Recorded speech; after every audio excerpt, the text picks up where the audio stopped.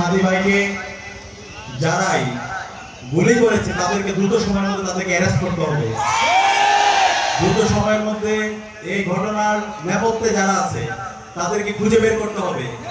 সেটা অন্তর্বর্তীকালীন সরকারের দায়িত্ব রাষ্ট্রের নাগরিকের নিরাপত্তা নিশ্চিত করা। 1 জুলাই বিপ্লবের পরে আমাদের নাগরিকরা যদি এখন পর্যন্ত নিরাপদ না হয়ে উঠতে পারে, আমরা নাগরিকদের জন্য যদি নিরাপত্তা নিশ্চিত করতে না পারি, তাহলে অন্তর্বর্তীকালীন সরকারের এটা বিশাল ব্যর্থতা। আমরা অনুরোধ করব এই ঘটনার সাথে যারা জড়িত আছে সন্ত্রাসীদেরকে দ্রুত সময়ের মধ্যে যেন আইডেন্টিফাই করা হয় এবং একই সাথে আমাদের হাদি ভাইয়ের সর্বোচ্চ চিকিৎসার যেন রাষ্ট্রের পক্ষ থেকে ব্যবস্থা করা হয়। সম্মানিত উপস্থিতি, আজকে আপনারা যেই জমিনে আছেন এই জমিনটা একটি পবিত্র জমিন। আল্লামা দেলোয়ার হোসেন সাঈদী হুজুরের কবর এই জমিনের মধ্যে শায়িত আছেন। হুজুরকে যখন মেডিকেল কিলিং এর মাধ্যমে হত্যা করা হয়, সেদিন আমরা 2023 সালের 14 আগস্ট পিজি হাসপাতালের সেই প্রান্তরে আমরা হুজুরের কফিন ধরে শপথ করেছিলাম, আল্লামা দেলোয়ার হোসেন সাঈদীকে যারা অন্যায়ভাবে কারাগারে প্রকৃষ্ট করে রেখেছিল, বন্দী করে রেখেছিল, আল্লামা দেলোয়ার হোসেন সাঈদীকে যারা অন্যায় অপবাদ দিয়েছে তাদের শেষ দেখে আমরা ছাড়বো ইনশাআল্লাহ। এবং সেদিন সারা বাংলাদেশের প্রত্যেক মানুষ কান্না করেছিল, সকল দলের, সকল মতের, সকল বর্ণের সকল মানুষরা সেদিন আল্লামা দেলোয়ার হোসেন সাঈদী হুজুরের জন্য কান্না করেছিল, সেদিন দোয়া করেছিল। সেদিন পুরো ঢাকার মুক্তিকামী ছাত্র জনতা রাজপথে নেমেছিল। আমি সেদিন যে কান্না করেছিলাম আমার জীবনে আমি এত কান্না করিনি। সারা দেশের সকল মানুষরা সেদিন কান্না করেছিল এবং সেদিন সারা রাত ধরে আমরা আল্লামা দেলোয়ার হোসেন সাঈদী হুজুরের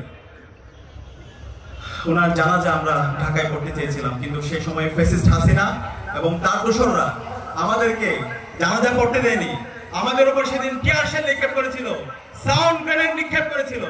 সেদিন আমরা শপথ করেছিলাম এই খুনি হাসিনাকে আমরা আর বরদাস্ত করব না।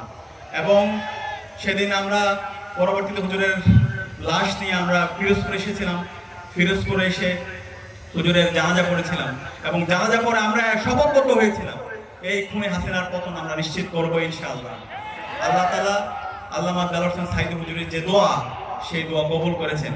আজকের যে জুলাই বিপ্লব হয়েছে, সেই জুলাই বিপ্লবের যেই আকাঙ্ক্ষা, যে স্পিরিট, সেটা আল্লামা দেলোয়ার হোসেন সাঈদী হুজুররা তৈরি করে দিয়ে গেছেন। আজকের যে প্রজন্ম, তরুণ প্রজন্ম যে চিন্তা করে, তাদের যে চিন্তা, আধিপত্যবাদের বিরুদ্ধে, আগ্রাসনের বিরুদ্ধে তাদের যে লড়াই, দুর্নীতির বিরুদ্ধে তাদের যে লড়াই, ইনসাফের পক্ষে যে লড়াই, সেই লড়াইয়ের বীজটা আল্লামা দেলোয়ার হোসেন সাঈদী হুজুররা আমাদেরকে তৈরি করে দিয়ে গেছেন। সে কারণে এই প্রজন্ম, তরুণ প্রজন্ম আজীবন আল্লামা দেলোয়ার হোসেন সাঈদী হুজুরের যে স্মৃতি, আল্লামা দেলোয়ার হোসেন সাঈদী হুজুরের যে অবদান, এই অঞ্চলের মানুষের জন্য দীর্ঘদিনের যে লড়াই, সেই লড়াইয়ের কথা সারা জীবন শ্রদ্ধার সাথে স্মরণ রাখবে। আমি ফিরোজপুরের যারা এখানে মুক্তিকামী ছাত্র জনতা আছে, আমি তাদেরকে অনুরোধ করব, আপনারা সারা দেশের মানুষের দোয়ার মধ্যে আছেন। আপনাদের এই অঞ্চলে এই ভূখণ্ডে আল্লামা দেলোয়ার হোসেন সাঈদী হুজুরের মতো একজন বিশ্ববরেণ্য আলেমে দ্বীন, এই অঞ্চলের যিনি সবসময় সত্যের পক্ষে কথা বলেছেন, সেই মানুষটি জন্ম নিয়েছেন। সে কারণে এই মানুষের যারা, ওনার যারা সন্তান আছে, তাদের জন্য আপনাদের দোয়া করা দরকার। আপনারা কি পারবেন ইনশাআল্লাহ?